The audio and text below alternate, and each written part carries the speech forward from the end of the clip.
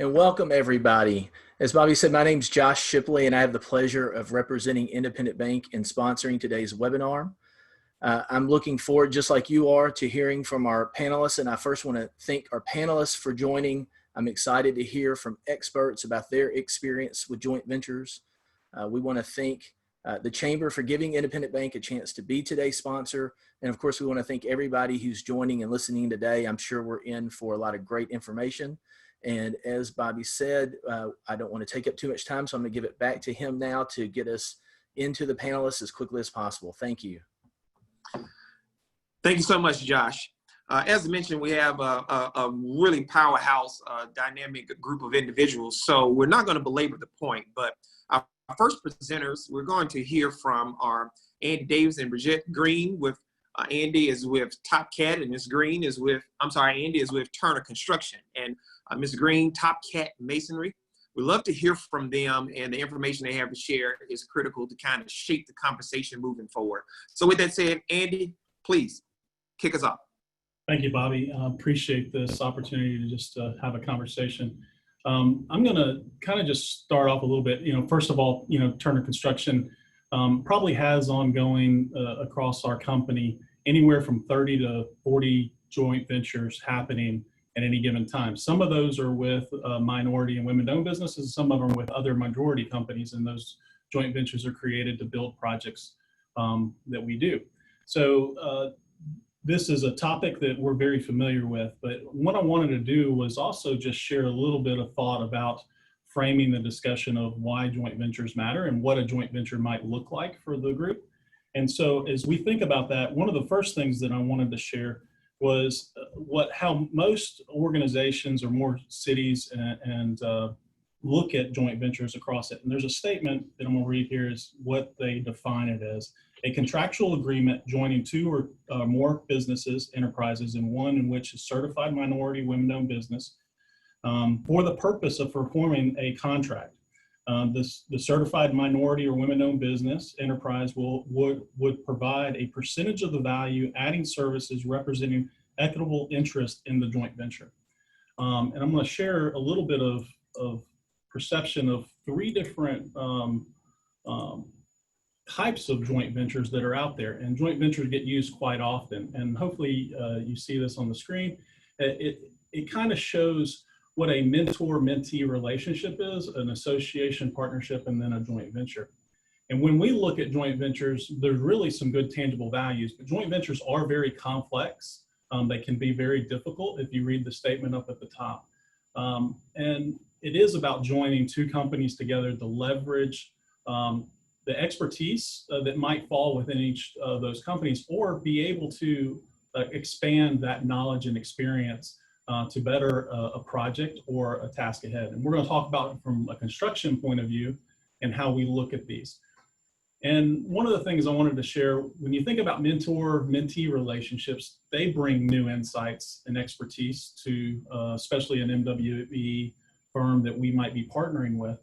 But they allow for relationships to be built, networks to be expanded upon with the mentee. They also allow for organizational focus. How's the company organized? Really digging into, how are you looking at your strategy of a 5-year plan? What are you focused on, and what are you doing? And see how maybe a larger company is able to execute their business and learn from that. And they're very valuable. Those partnerships take place across all three. We see when we have JVs with MWBE firms, but there's also an association partnership. And what I would call that is more of where you're looking at a supplemental resources on a specific project. And they allow for an individual that may be with a MWBE firm to gain knowledge of a specific project type, how a project is being delivered, the processes and procedures that take place. And so they allow for temporary focused around one specific project, kind of like what I mentioned. They allow for there to be a better resources and diverse thought, and including specialized staff. We look at JVs sometimes from a majority to another majority company to say, hey, we're looking at building a hospital. Well, we might have specific expertise nationally that can come in and with a local firm that doesn't have any hospital experience and share the staff because they have the local knowledge of the market. They know the subs, they know the folks that are there. So those partnerships are a win-win for those two entities. The same thing applies to joint venture relationships with an MWBE firm. It allows for their staff and their people to gain those resumes that they need. And that happens with both this association partnership and a joint venture. Building resumes and staff, you know, it's hard to be able to compete if you don't show the expertise or the experience with a certain type of project. And by being able to do this allows this to be able to move forward. And then when you move down and you continue to progress, now really looking at what the difference is between the mentor and mentee relationship versus an association partnership, you start thinking about what a joint venture really creates a difference. And like I said, when I started off with the statement, both parties share in the risk, the cost, the profits. This may also require that they have to share in the bonding capacity of the project if that is required as part of the development or the owner's expectations. But what it does is truly create a company, an entity that is working together and has that true risk. And what we've seen over the years is the ability to scale MWB firms up is really valuable when it gets to this, because now they are actually having say at the table. It is a ownership group that is established, and there's a true partnership that allows that to grow up. Structured with clear roles and responsibilities is very key. So you understand, when we look at JVs as a construction firm, we make sure that it is prorated by the resources. And the resources for us is a lot of times the supervision, the management on the project. And so that has to be equally shared. If it's a 70-30 split of a JV, 30% of the people need to be coming from the minority firm as well to be able to impact the majority firm. There also needs to be this understanding of what you will be able to sell. And so if you're selling the fact that you were part of a JV, and let's say a company was working on a $100 million project and they had a 30% stake in it, theoretically, they've done a $30 million job. They may have only done a $5 million project of that size before. Well, that allows them to go out in the future and give confidence to the next client that's looking for that expertise and say, hey, you know what? You've been a part of a large project. And it is a difference between a $5 million job and a $25 million job and a $75 million job and a $100 million job. So you have to scale up with expertise and the experience that it takes.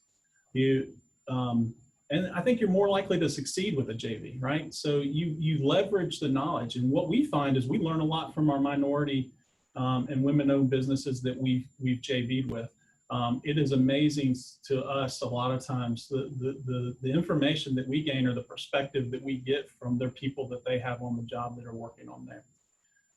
It builds resume for the company so they can grow and sustain on themselves. We are doing all three of these in this market in Memphis, and we've been able to be very successful. I'm going to share a little bit and turn it over to Bridget here in just a second, but we started out as a mentor-mentee relationship with the Ascend program. We've done that with both Castle Black and with TopCat Masonry. And the partnership with them has been really great. And then we moved into the associate partnership. We have not done a JV. We will look for those opportunities in the future, but we've done the first two. And I'm gonna let Bridget tell you a little bit about the experience coming out of both the mentee and the associate partnership.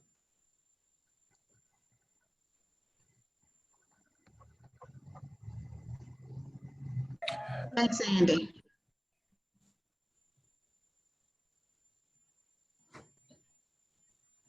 Am I on? Yes, you are. We can hear you. Yes. Thanks, Andy. Hi. Just want to start by with a quote from James Penny. I love quotes. And this one reads, "Growth is never by mere chance. It's the result of forces working together." In our meetings with Turner, we went through almost 12 weeks in our initial introduction of things that we felt that would benefit our core competencies. And so through that, we really found that we needed an in-house project manager. And through our collaboration with Turner, we identified a person that will work directly with Turner as a project manager exclusively with their team. And as a result of that, our team member was able to have a high level view of the general contractor perspective through planning, coordination among trades, and sub-meeting and purposes and goals, setting purposes and goals. We also had the opportunity to be involved in the owner architect contractor meetings. We saw where they had all parties involved in the project work to achieve a common objective, bringing the design together to life for on time and on budget. We gained an appreciation of the intricate details it takes to pull a project together. Our team member was able to obtain OSHA 30 certification, and this certification has proven to be priceless. We were also able to witness Turner's atmosphere, which has also enhanced our atmosphere, seeing how a larger general contractor worked.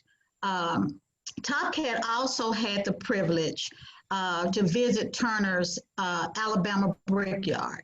We met extensively with the entire team in Alabama. We took a whole day and we toured the site. We learned some best practices that will enhance or that has enhanced our core competency. We were introduced to a leading masonry contractor in Nashville. We had a one-on-one meeting that has also enabled us to look at some opportunities where we can explore various opportunities within the Nashville market. The safety manager for Turner assisted us in enhancing our safety handbook to ensure that all guidelines were included and that we had everything in our handbook that we needed to have to ensure that we were including the things that we needed to include. We also had an additional 4 team members to go through the OSHA 30 certification, which we have found that this certification is very priceless, as I said before. The values outlined are just a few of the points that were established as a result of the teaming, which has set a benchmark for future opportunities. By creating trust and alignment in both organizations, we are profoundly grateful for the opportunity and thank everyone in the Turner team for their support. Andy has always just been a phone call away and has really given us the true support from the Turner team. I would like to close by saying, Steve Jobs, incredible things in the business world are never made by a single person, but as a team. And I want to thank you guys and thank you for having us and giving us the opportunity. Thank you all so much, Andy and Bridget. It's wonderful to hear that wonderful story, Bridget. I actually appreciate you all taking the time to share. And if you all wouldn't mind to turn your cameras off and mute yourselves, we're going to move on to our next pair. We're very fortunate and appreciative to have Rusty Linkous with Linkous Contractor. And we're also very Linkous Construction, and also Nickson. Actually, we also have Octavius Nickson with Nickson General Contractors. Gentlemen, you have the floor.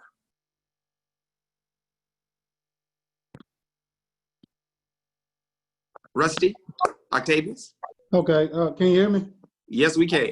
Okay. I think I'm gonna go first, if you don't mind, Rusty. I would kind of, like to start off by saying, I know this is about joint ventures and why they matter, but I want to talk about a joint venture in a more broader sense. I've never utilized a joint venture in a technical term. I've only done teaming agreements. I want to talk more about that because that's the conduit by which I've been able to grow my business over the last 5 years. I would say the first joint teaming agreement that I was a part of was with Rusty, and it was the Gateway Shopping Center project. And I got a phone call from Rusty, and Rusty said, "Hey man, we would love to work with you on this project. Let's meet up and talk." And I don't know, around that time, there was a huge push for joint ventures, mentor protege, and I didn't really know what all that meant. And so when we sat down to talk, the conversation started off speaking, through through the lens of a joint venture. And we quickly realized that, and kind of, stated by Andy earlier, you kind of have to go through a natural progression to get to a joint venture. And so I ended up saying, well, hey, Rusty, here's what I need. Can we talk from that perspective? Because just being a part of a project, doesn't really help you scale. And scaling was very important to me. So we sat down and we kind of started to have a dialogue about what will help a GC go from subcontractor to prime. And so I told them, hey, we need back office help. We need our field staff trained on larger scale projects, help with estimating. How do you prepare an estimate for a project that's $10 million or higher? And so we came up with a teaming agreement that we would have access to Linkous's back office. We would provide a superintendent to the site, and we would oversee a portion of that work, which I think was about 20 to 30% of that project. And when we started to kind of go through that, we realized that allowed our company to grow exponentially, not just in terms of what you learn in the field, developing your staff, but how do you prepare an estimate for a project? How do you go about the planning? How do you go about the project management? What softwares do you use? And Linkous was very open to us through the entire time on that project.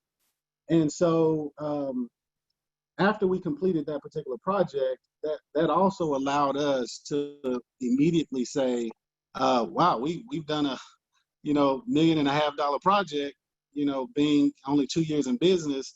How can we leverage that? And we were able to leverage that into other projects.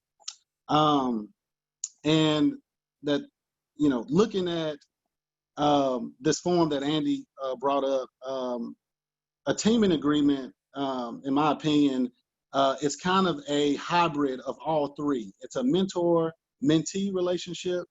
It's an associate partnership, and it has all the advantages of a joint venture. We've been able to increase bonding capacity.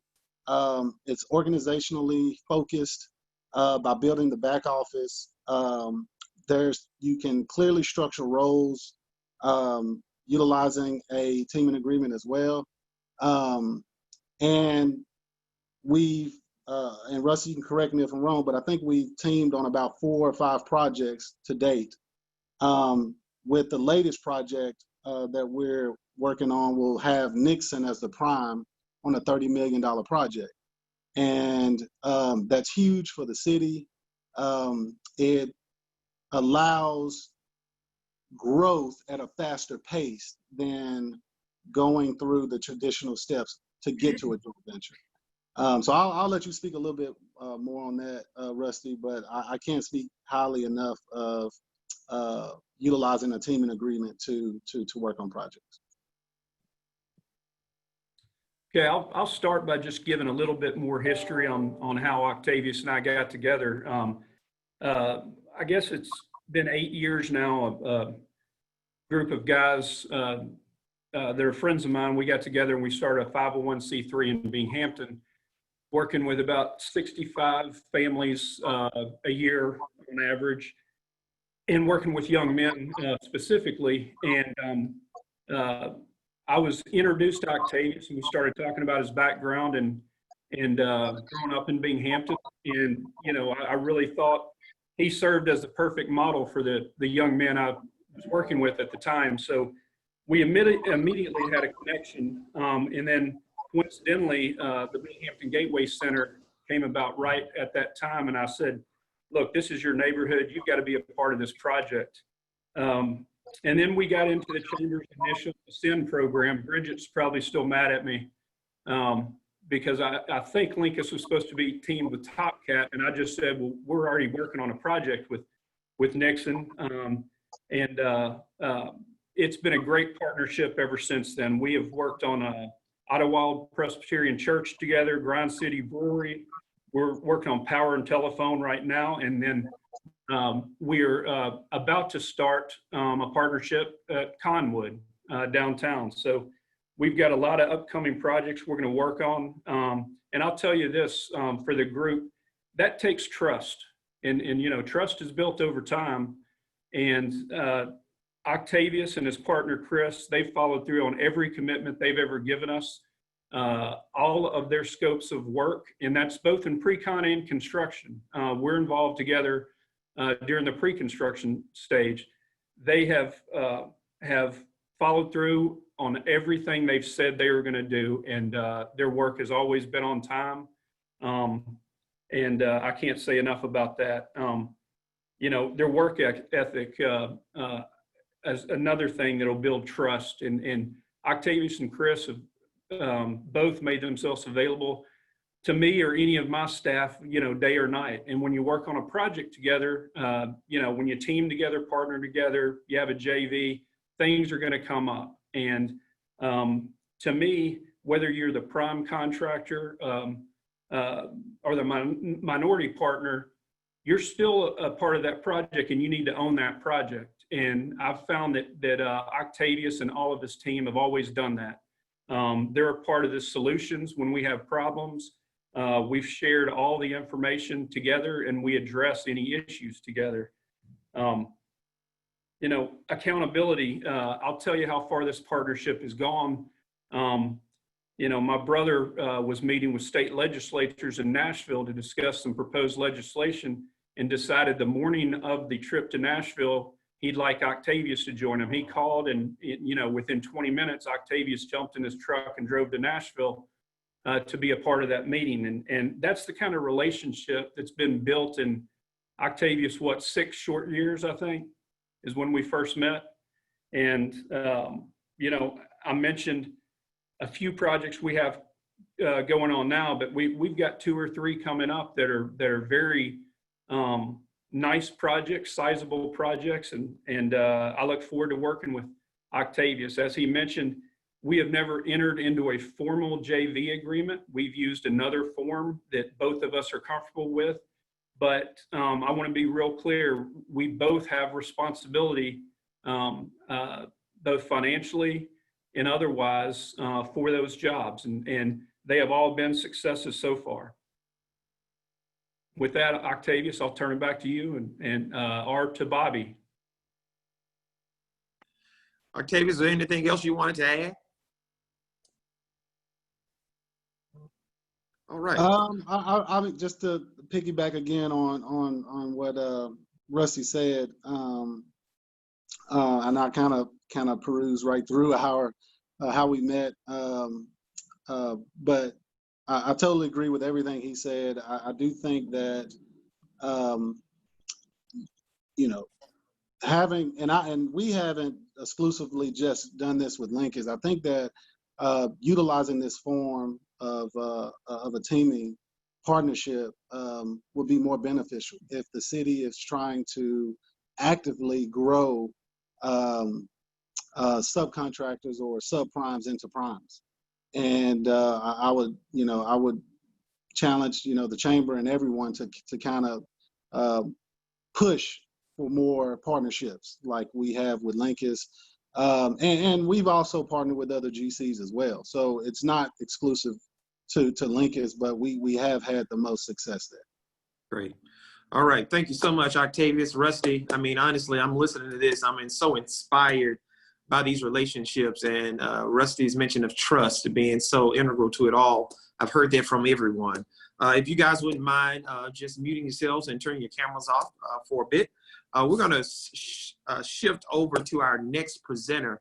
And honestly, I will tell you that when it comes down, when it comes down to what it pretty much inspired certain sessions, I must say that this session in a lot of ways was inspired by this young man. And quite frankly, as we even think through it and talking to the others who actually have had their own relationships with him and his company, I think it kind of speaks to just the great work they're doing over there at Allworld. So with that said, Michael Hooks Jr., the floor is yours. Absolutely. Good afternoon, team. Thank you to the presenters, Andy and Bridget and Octavius and Rusty. Enjoyed hearing your stories on why joint ventures matter. I'm gonna jump right in and thank you to our sponsors and the Chamber for hosting this event. I'm going to share my screen now. So just want to give a little backdrop on Allworld project management, because I think it's very relevant to why joint ventures matter. We're on behalf of our 42 full-time employees. We turn 10 next month, and I've been able to grow the firm literally out the trunk of my car. And a lot of that growth and development has been because of partnerships. We are now working in at least 7 other cities currently. Most of those cities, we are working with a partner that we've developed a relationship, keyword, that we've heard throughout this presentation over the years. Just wanted to highlight some of our services and markets, particularly GIS, as we talk about, particularly for a professional service firm, having a niche, something to offer in a joint venture partnership. That's one of the areas that we've been able to develop as a subject matter expertise. Again, as my wife said, when we start dating, what do you have to offer? We try to make sure that we focus on some commitments, quality. And by the way, we took advantage of a grant from the Chamber years ago. We're still certified by the International Standards Organization. And we recently became certified by the B Corp. So we focus on quality, social, and environmental performance. Those are key performance indicators for all of our employees. So what is a joint venture? I'm gonna breeze right through this one because Andy gave a great overview of what a joint venture is at the end of the day. What I like to stress is that we're sharing profit and loss, and everybody has some skin in the game. And joint ventures, you're absolutely right, Octavius, can be both informal and formal. And I wanted to just go over that because, once again, our history has allowed us to take advantage of both of those, informal and formal. Some of them have been verbal and been just as good. However, I stress that whatever you do nowadays, put something in writing, even if it's a bullet point list of what it is that the intent of the partnership is. Always make sure that you weigh the benefits and the risks in joint ventures. I just took a minute to jot down a few bullet points that indicate what those are. Once again, I always ask myself, what is it that we're bringing to the table as we pursue this particular project? And we have a go, no-go process. We've lost more than we won, and we definitely don't take every project opportunity as gold. But the resources are one of the main things. We're a people firm, and we realize that the resources we provide are one of the main benefits that we have. And then you got to look at the risks, right? I mean, as I said, every opportunity needs to be weighed individually. Finalizing your joint venture, I asked Brent, our CAO, just to put together a checklist, and he came up with this as we approach partnerships. We're looking at ourselves, and we're looking at the partnering agency. I said we, they, if you notice. I don't know if that's correct English, but anyway, we what are we doing financially? What are they looking at financially? Do they have other joint ventures in place? Do we have other joint ventures in place that might conflict? Are we socially aligned with who it is we're joint venturing with? And then, look at production, marketing, and personnel, and then some of the customer ratings as it relates to the particular, opportunity that you're pursuing.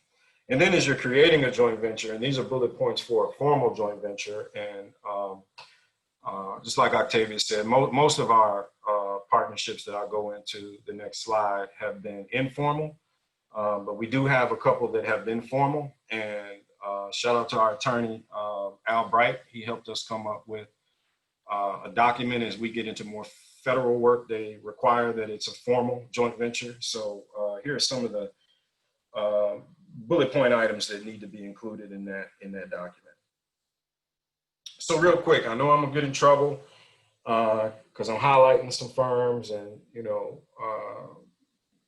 we date a lot of people, so got a lot of relationships. But here are some that I want to highlight as it relates to this particular presentation. Shout out to Tom Marshall, who gave us a start. Montgomery Martin was an early fan. I've worked with Andy at Turner and several firms, and Pickering. We're blessed to have great relationships. But these are some that have really been partnerships and have allowed us to grow. Allen Holshel, we started out as a sub-consultant, on a couple of projects. And then we looked up, and because we developed the expertise from another project with GIS, they took us down to Vicksburg, Mississippi, that didn't even have a goal. We need more opportunities. Black folks need more opportunities where there is no goal. And here's an example where Allen Holshel said, hey, come down to Vicksburg. We need help with environmental engineering, and you guys got some good talent, and we want to use that. So Allen Holshel has had that type of relationship with us, and we appreciate that informal partnership.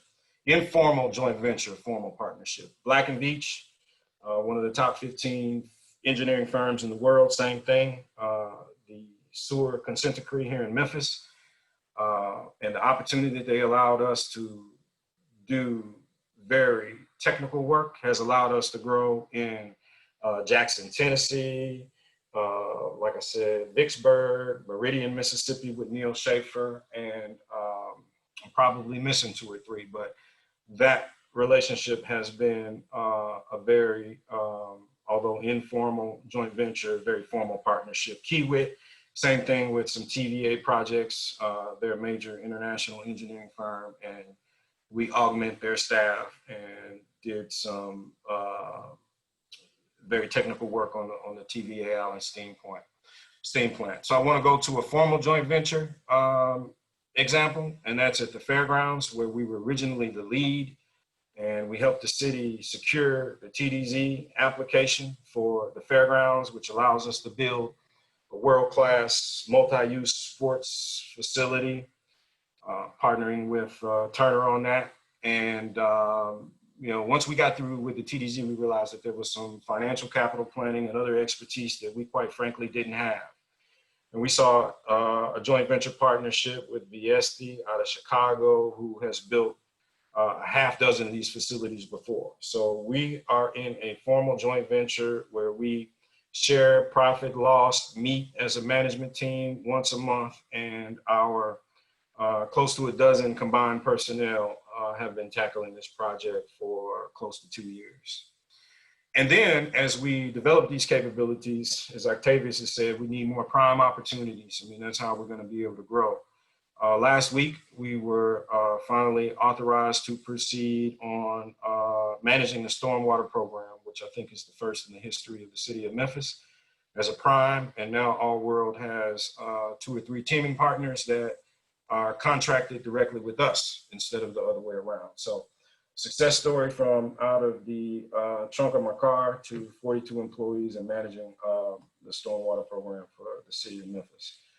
And I think as we continue to develop this tool, once again, whether informal or formal, we need to take the example that the city of Memphis has set. Don't expect y'all to read all this, but I did do some homework last night, and the city of Memphis 10 years ago recommended in the disparity study to promote and encourage joint ventures.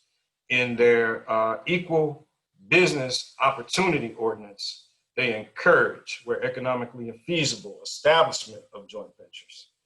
I would like to see this tool used more in other government agencies, more in private institutions because of its residual beneficial effect that we've all seen. I think that's it for me, and appreciate the opportunity to present.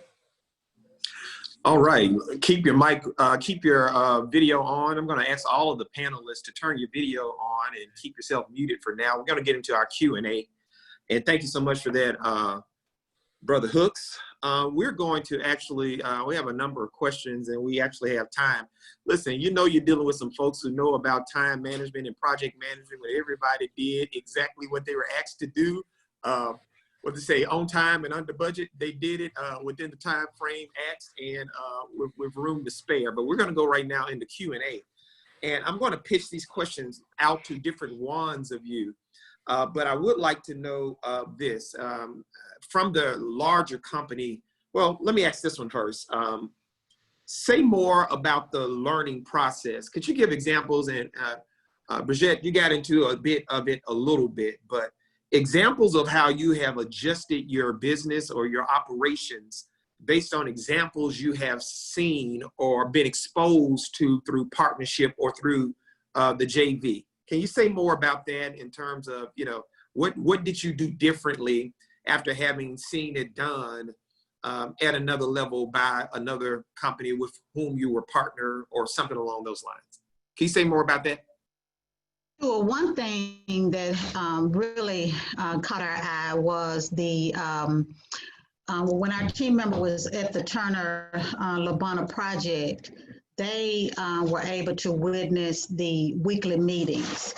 And in the weekly meetings, they identified, Turner identified, or they do a plus delta, should I say. And what that means is they identify something right, and then they identify something that needs improvement. And they stress that there are no wrong answers. And so that gave us an opportunity to have our employees know that they were able to say whatever it was that an issue was and not fear any repercussion, any negative repercussions from that. So I think that was very, very important for us. And Andy, you might want to highlight that a little bit more. I think you did a good job. I think just glad that we're able to expose, but I mean, it is about just learning. And it's amazing to me through these conversations how each firm sees things from a different light through these experiences, because we all have things to learn through the continuous improvement effort. Great. I want to ask this question rather generally, and also appreciate your comments on it, Michael Hooks, but just generally put it out there. What can we do to generally to do more to encourage these partnerships and joint ventures?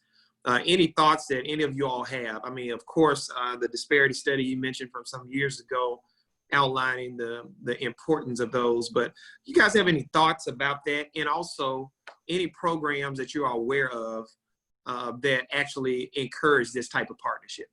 And Andy, you did mention the Chambers of Sin. I don't know if you want to talk more about that, but just any thoughts you have from any of you in that way. I think you have to be intentional, Bobby. That's first and foremost. You've got to be intentional to seek out those partnerships. You can't wait to, the phone rings and somebody says, hey, I'd like to come talk to you about a partnership. Octavius and I, that's a two-way street. Yes, our initial relationship started with Binghamton Gateway, and I did call him and we had that Binghamton connection. But since then, as Octavius mentioned, he has contacted me on an upcoming project and asked if I would be interested in being the minority partner in a project, which I am. So we've developed that, but you've got to be intentional about it. I can't stress that enough. And I will add that it is very much about intentionality, and you've got to be always eyes wide open, looking for those partnerships. Any good business person is going to figure out how they can leverage their own in-house resources, but the resources that are around them. And what has been amazing to me is when we started our relationship with Martin Carradine in 2011 at the Olive Branch Hospital when we built it, and building that relationship to have an introduction to see how his company works and then utilize him in concrete installation as a subcontractor and other work was great for us. And so we just continue to focus and be very mindful of that. But the discussions, from my point of view, have been taking place, and there's been a lot of focus around MWBE mentor-mentee relationships to allow businesses to go. But one of the things that I will say is you have to be genuine from a mentee standpoint as well. And what I will tell you that Bridget, and maybe Bridget can expand on this, when we first started sitting down, there was reservation that was there. Bridget and I had a lot of conversations, and it took that trust that was mentioned earlier to start forming before really the barriers came down. And I think that happens with Octavius and Rusty, it sounds like. I know it happened with us, and that's when you start really making the momentum you need to. Bridget, you want to hop in on that about the getting to a place of trust, what that process was for you guys? Sure. We had an extensive number of meetings, and I think when Andy first came to our office, I think he was enlightened because we were not just a mom and pop type shop. And I commended him on being genuine, and I think that's when the actual wall came down, because he saw who we were holistically, and we talked, and I remember talking on the phone to Andy to almost 8:30 one night, just with an issue that I probably would have never brought to anybody before. And the trust factor, I think, is so very profound and so important, because typically we don't talk to other people because, it's like I need to keep this to myself because I don't want anybody to know what I'm going through. But the genuinity of it is we do need to let other people know what we're going through, because we don't have to reinvent the wheel. And so not having to go through it alone makes it more helpful to be able to understand from a high level perspective that, it's okay, we're going to get through this, there are no problems. So that trust factor, we've all said it, it's so very important, and you need to trust who you work with. And I think the mentor-mentee relationship does give each of us a level of understanding and a level of appreciation. But I also want to say to Rusty, I am not mad at you. I am really, I'm really grateful that you wanted to stay with Octavius, because that showed me the type of person you are or are. And additionally, you gave me an opportunity to get with Turner, and I think that it's been a winning pair. So I want to thank you, and also thank Turner for their support, because again, we sat down and we were exploring if we really wanted to be GCs. And through that exploration process, we determined that we wanted to stay in the lane where we were, and that was our core competency. We might later do something different, but right now for us, staying where we are for 24 years has proven to be successful. So we chose from that exploration to stay where we are. So again, thank you. All right, thank you, Bridget. I do have a question here. How has COVID impacted the relationships or even the JVs as you guys have been dealing with this, relative to in-person meetings? How is it just overall impacted how you all are doing business right along through here, inclusive of what the relationship partnership is looking like right along through here? I'll say that real quickly, COVID's put a hamper on being able to connect. So that's probably been the biggest. It's the challenge of face-to-face interactions, or get introduced to new individuals through downtown commission or chamber event that might be focused around connecting folks. That's probably the biggest challenge. I don't know if it's a challenge otherwise. The relationships you already have are being talked about. And, I'm talking with individuals right now about projects that are coming down the pike about how we can partner together. Other than that, that's the impact. Good deal. Michael and Octavius, I want to mention this to you because I did hear it. This is more maybe a little general, but how has your being a sub influenced how you operate as a prime?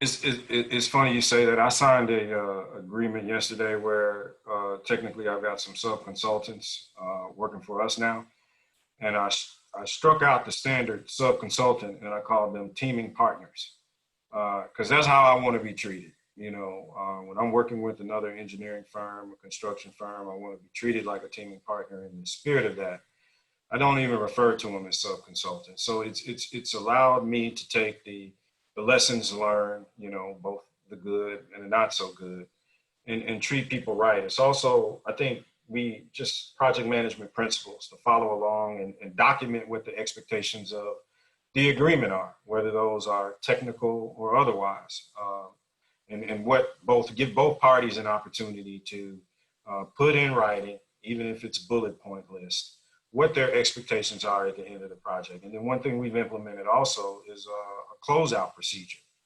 where we sit down with the client and or the teaming partner, and we get an understanding of what went right and what could have been better. So,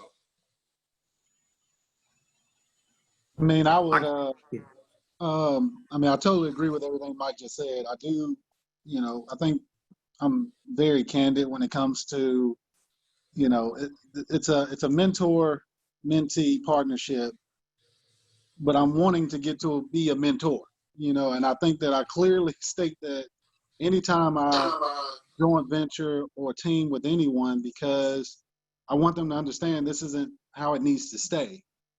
You need to move on. I need to move up so I can help the one that's coming behind me. So that's why I call it a partnership. And that's why, but I totally agree with everything Mike just said. And I agree with what Octavius said. I can confirm that the very first time that I met Octavius, well, not the very first time, but the first time we met on the Gateway project, he told me that this was a great opportunity, and I told him it was a great opportunity for us as well, but that his goal was to compete against me, and I welcome that. You know, we need great contractors who are providing good jobs in this city. We'll attract more business. It will have, you know, a larger tax base. I mean, we need that. And Octavius knows that my doors are open. I'll do whatever I can to help him and support him in that venture. That is great.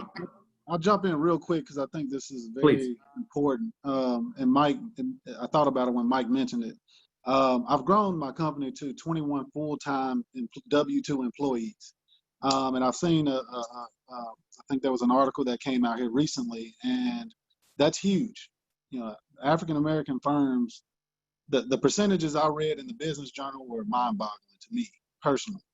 And to be able to do that, and my staff be 85% African-American is huge. So I think that's worth being said. Teaming agreements also impact the community in the inner city of Memphis. So just wanted to throw that in there. Just felt like it was very important. Absolutely, and it is absolutely huge. You know, I couldn't be more proud. It's really special. And let me say this. I do want to. I had a conversation last week. We were having a conversation about diversity and inclusion and equity. And I love the way our presenter on last week actually had to make the statement. And in our talks leading up to the actual session last week, it's the fact was for this Fortune 500 company, inclusion and diversity is good for the bottom line. With that said, Rusty and I'd love for you guys to take a stab at what the value proposition is for joint ventures and partnerships for the majority company, for the major company. Love for you guys to talk about that, because so many times, Rusty, people lean toward that idea of, hey, competition, let's not help the competition. But love for you guys to talk about that in a general sense, the value proposition for the major business or majority company. You want to go first, Rusty, or you want me? All right. Hey, so let me give it from a perspective. I mean, we're, as most folks know, if you don't know, we're a pretty large company. We have 47 offices. And this is very important and top of mind to us. Diversity of all aspects, thought, color, race, whatever it may be, are going to be very critical. With that comes different experiences and different expectation that allows you to be able to think of how you're going to accomplish something in a different way to make sure that you bring the greatest value to that specific project, task at hand. And I think that's important. We see that. We've been focused on that for a number of years as our company. I will tell you though, you talk about direct bottom line. I'll give you an example. Turner Construction is going to be building the Obama Center. That Obama Center was a project that we knew a Black president was going to be built in Chicago. Minority firms, 5 of them, I believe is the right number, got together and said, we know that one of us can be a part of this. Why don't we figure out how to be together as 5 entities? And they selected and created a joint venture. Lakeside Alliance is the name of the JV that was developed to do that. That Lakeside Alliance then went out and said, you know what, we can't do it on our own, because they were trying to, and they said, we need a majority contractor, a large company to come in. But they make up 51% of that JV. We make up 49. They chose Turner. We didn't choose them, they chose us. And to me, that's profit for us, right? We're getting connected because of the intentionality associated to our company and our organization's mindset. But that, at the end of the day, is why we've got to do this. We've got to do it to move it forward, to grow our, Rusty said it earlier, we need more businesses, we need more mindset. But there's an example of how we see benefits because of our intentionality. Andy, well said. I agree with all of that. That's a great example with the Obama Center. I'll tell you, Bobby, from a broader sense, and then I'll tie it down to specifics, but a broader sense, I'm a Memphian. I'm from Memphis, and I love this city. You know, I chose to raise my family here and to live here. You know, I think all of us are called to serve, and I think this city does an excellent job of that. You know, all of us could give many examples, but I love the community of Binghamton. And again, I look at a community like that I'm immersed and have been for 8 years. And I look at the, you know, the unemployment, the lack of hope working with young people. And I work, again, pretty much with young men in that neighborhood. And I look at people like Michael, yourself, Octavius on this call, and I think, you know, these are success stories that these young men need to have. And from a broader sense, that's why we need to participate in these JVs and to help scale businesses where we can, because it's just great for our city. Now, you asked specifically about our bottom line, and we gave the example, you know, Octavius gave it, and then I just mentioned it again, but through our projects, we've built a very close relationship. And you know, just a few weeks ago, he called me and asked me to join him on a project. So if you want to talk about bottom line to Linkous Construction, I mean, I didn't have any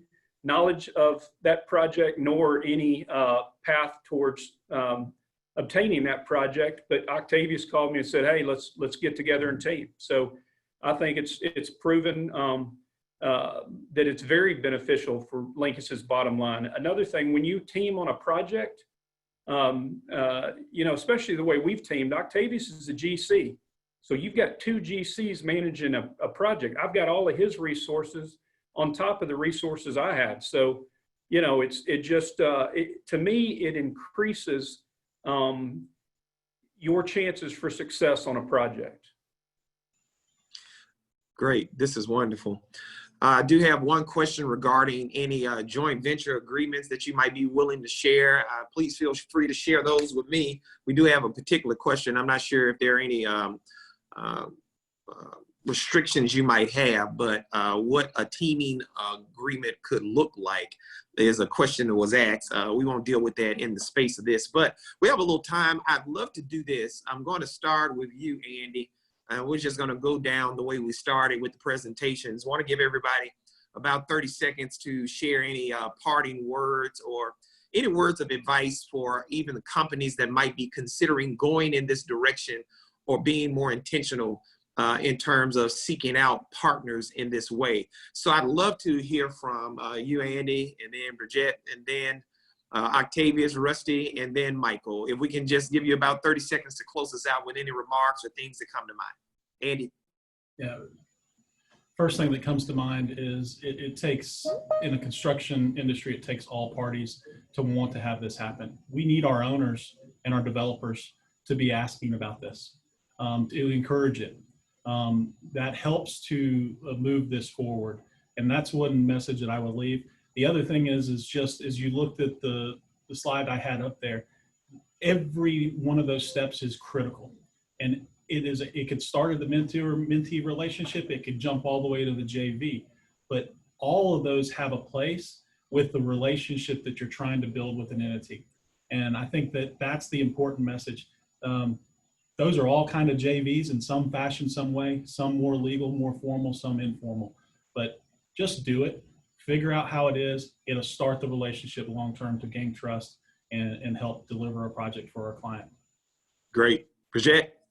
Yes, I would just say that be sincere and realistic on what your needs are. You have access to a lot of knowledge and a lot of people within that mentor organization, and don't be afraid or think that it's going to look bad if you have a need, because that's the purpose of that relationship, is to explore and figure out what your growth opportunities are. You bring a lot of things to the table, but they also bring a lot of things to the table. So collaborate with each other, but don't be afraid to say, you know what, I really need some help in this area. With even if it's HR, whatever those issues are, because our foundation, and that's one of the things we found through our conversations, your foundation with anything is the most important step. And we would not have been named Small Business of the Year. We would not have received a Spark Award. We would not have done any of these things had we not been sincere and open about what our needs were and got help with those needs as we saw them. Thank you. Thank you. Octavius? I would just again say, you know, to piggyback on what we said all along, being intentional it starts at the top. It starts at the owner, and then it rolls into the GC, and then it rolls down into the mentee being, you know, ready, willing, and able. And if they're not ready, willing, and able to do a certain task, then let them bite off what they can. And I will also say that I think it does need to be pushed, like Mike said, you know, from the disparity study. I think that there needs to be a push to developers, the city, larger corporations, that if you allow prime contractors to team or require or suggest, or however you want to put it, to be intentional in teaming with smaller companies, I think that will go a long way.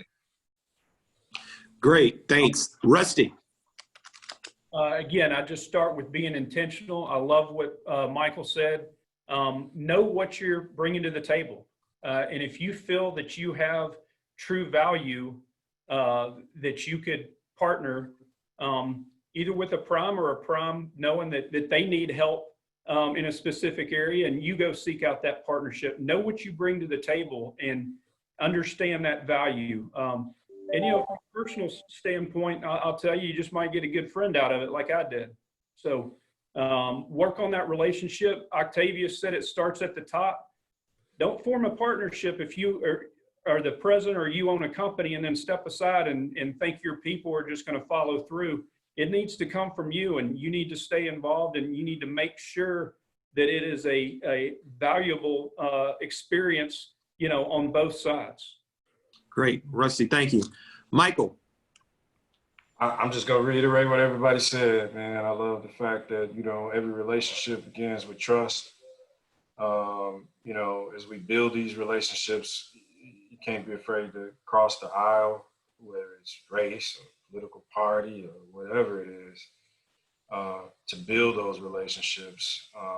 And at the end of the day, all of it is about business and commerce. So, you know, you want to focus on what it is that you're bringing to the table and make a fair trade, you know. I do think that, you know, as this conversation was built around the conditions that have been highlighted that are inequitable, we got to keep pushing, you know, some of these programs. Unfortunately, we just don't even hear about the opportunities, Bridget and Octavius, at some of the private institutions. You know, and a lot of our work is foundational on public work, and we can do private work too. So, you know, we'd love for the chamber to continue to push the needle. I know that you all are, don't get it wrong, but continue to push the needle and allow us to lift as we climb some other brothers and sisters along. Wonderful. Listen, I can't tell you all how much myself, of course, President Beverly Robertson, the entire chamber team, we're appreciative of you.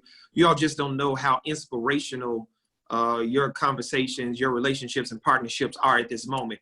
And then Octavius did not know this, but next week for our next installment, it is entitled Shaping Minority and Women-Owned Business Participation from the Top. And we understand that hearing it from the top is what's so important. And having seen the participation and the type of camaraderie and partnerships that have formed, we appreciate that perspective. So thank you all for serving in this role as panelists, and thank you all for joining us on this call. And we look forward to seeing you on next Thursday, 12 p.m. for Shaping Minority and Women-Owned Business Participation from the Top, which will be the session. Thank you all so much for joining. Y'all have a great day. Thank you, Bobby. Thank you. Thank you.